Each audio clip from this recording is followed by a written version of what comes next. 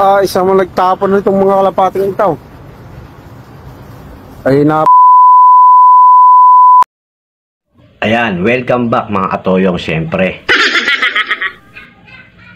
Yan, so kwento ko lang sa inyo yung video na to na nakita ko.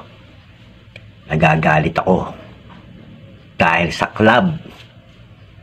Kung sino ka mang club ka ng mga pansyr, mali yung ginawa nyo. Kami mga pansyr, umaasang uuwi ang aming kalapati. Umaasa kami na babalik sa amin ang kalapati namin. Pero sa ginawa nyo, itinapon nyo lang sa tabing highway.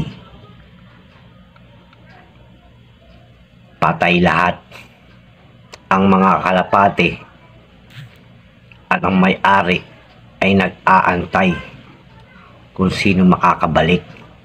Sa ginawa nyo, minasakir nyo. Ikaw club ka, kung sino man yung club na nagtapon ng ganyan, sana sinabi mo na lang ang nangyari sa kalapate o inuwi mo lahat silang ganun.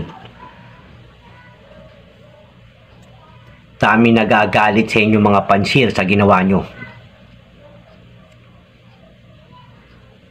Lahat na nakapanood ng video nagagalit sa inyo. Kung sino ka mang club ka o anong club ka, sana makarating ito sa inyo at makarating sa buong mundo, sa mga kumakarera ng kalapate, yung ginawa nyo sa mga ibon na tinapon nyo lang sa tabing kalsada.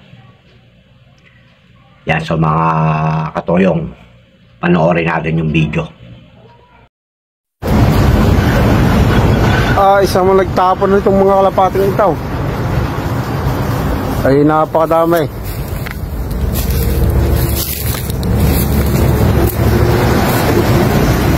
Sa magpapalipad ng kalapate, ay ginawa nyo dito sa aming lugar.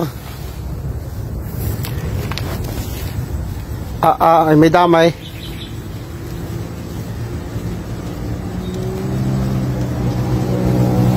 Damay. Kinuhalain mga singsing na eh. Pinagpuputulan pa at para yung singsing ay ano, hindi matandaan. Kukuha ang singsing. Oh, ito pa mga pinutol. At para makuha ang singsing, hindi malaman kung kaninong kalapate.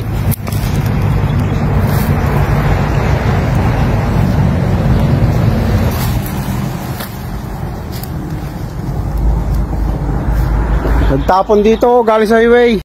At eto pa, tropang kalapatids, kilala nyo ba itong mga taong to? Tingnan nyo yung ginawa sa mga ibon. Panoorin nyo ulit ito. Yan guys, luto na. Kakate tayo ng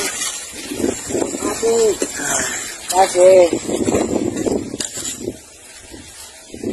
yan ha. Kita ko sa'yo, mga kalapate Puto lang yan pagkatay ha.